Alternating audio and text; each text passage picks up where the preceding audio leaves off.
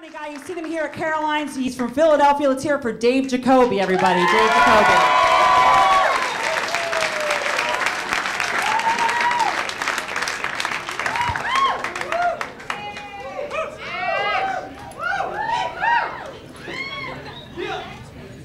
So, I've got a little dick. I know that might come as a shock to some of you guys, considering the expansive physique you guys see up here right now, but it's actually true. I'm an actor in my spare time. I've been in some big movies. You might have seen me. I was Gollum in Lord of the Rings. I also played a shoeless guy carrying stone number 4 in Schindler's List. But I didn't get these high-profile roles by just having been born with the dainty physique of a Parisian schoolboy. No, like many athletes of my generation, I attribute my success to performance-enhancing drugs because I started smoking pot when I was 11.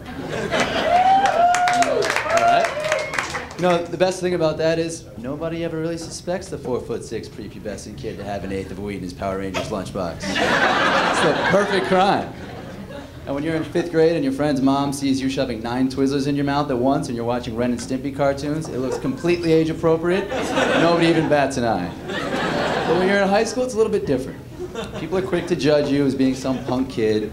You know, if I had so much as a fleck of red in my eye, or happened to be seen chowing down on some Cheetos, or maybe got arrested because I accidentally borrowed some digital scales and some heat lamps from the school science department so that I could grow, harvest, and bag a couple dozen pounds of Maui Wowie that I grew in a shed that I built in the woods that I siphoned electricity off my neighbor's pool pump for. Suddenly I'm some hippie degenerate and I can't hang out with anybody's daughter. No, what kind of scarlet letter shit is that, right? There's more important things in the world going on. You've got a war in Iraq, you've got the crisis in Darfur, you've got that new phenomenon where the sexy female school teachers keep having sex with their students. Have you guys seen this?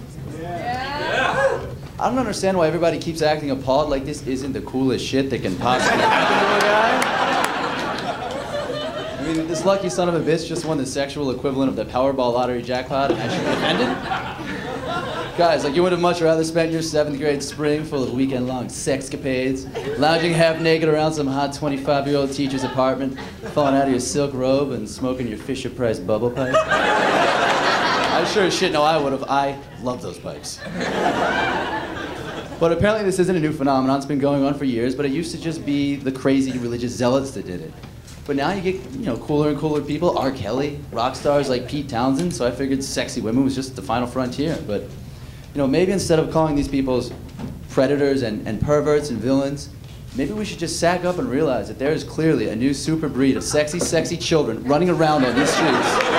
And they are a force with the sexual firepower to take down any one of us at any time. It's probably gonna be that guy, look at him. But you know, I figured I'd do some investigating about what's really behind this new army of little sexy commandos out there, and I turned to my darkest, most depraved friend, Google. Now don't get me wrong, the internet is probably the single most convenience-enhancing invention of our lifetimes, and unless your last name is Britannica, it's probably saved you a lot of time and money. But it has really revolutionized nothing like it's revolutionized our access to porn. Pretty much if you can spell it or even get close, you'll find out that there are thousands of people out there with cameras and tripods who are way ahead of you. But you know, before this little steam engine revolutionized the way we touch ourselves behind closed doors, we were living in the dark ages. Luckily, I'm young enough that I didn't really have to feel the impact of this too much, but I asked my grandpa about this a couple weeks ago. Branch is cool like that. And, you know, he gave me one of those typical crotchety, old man, out-of-touch answers. We used to walk 12 miles to the general store with the snow and no shoes on just so we could get a glimpse of a bare ankle. And you had to remember it. All right. Thanks, Gramps. Why don't you just go back to watching Jeopardy and try not to piss on the couch again? But that little piss sponge was right.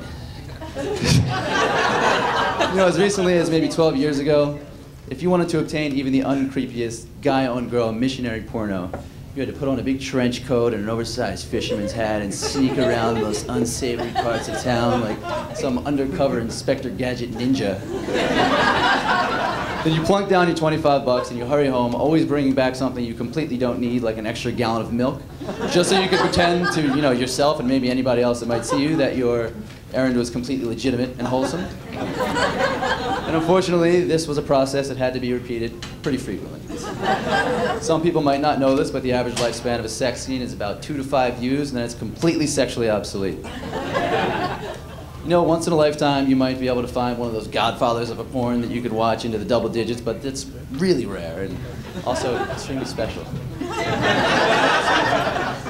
The reason that a porn grows tired quickly is different than that of a normal movie. For example, you watch Independence Day, and after a few times, it's boring. Will Smith defeats the aliens. You watch Short Circuit. After a few times, it's boring because Johnny Five gets enough input to defeat the evil street gang, the Locos, and eventually become a U.S. citizen and have feelings.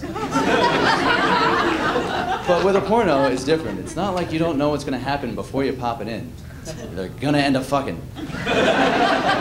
So maybe if the Larry Flints of the world really wanted to freak out the squares, instead of printing, trannies peeing on puppies or whatever the cutting edge of filth is these days, I'd like to see them just once show that nerdy professor walk into that classroom of oversexed, buxom blondes and show him deliver a really insightful lecture about the role globalization has played on developing Southeast Asian economies, and have that really inspire young Eden to go to her local library and seek out some additional first-hand resources and eventually choose that topic for her senior thesis. Hot, right? You can go home and jill off to that one later. So, all right, what was I talking? The sexy kids. Back to the sexy kids. Sorry.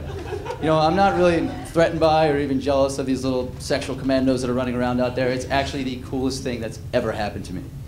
They've brought about a little dick renaissance of sorts, and you combine that with the fact that I've already got the dainty physique of a Parisian schoolboy, and suddenly I am on the winning end of the most pathetic sexual perfect storm you have ever seen. Thanks a lot, guys. Really Jacoby.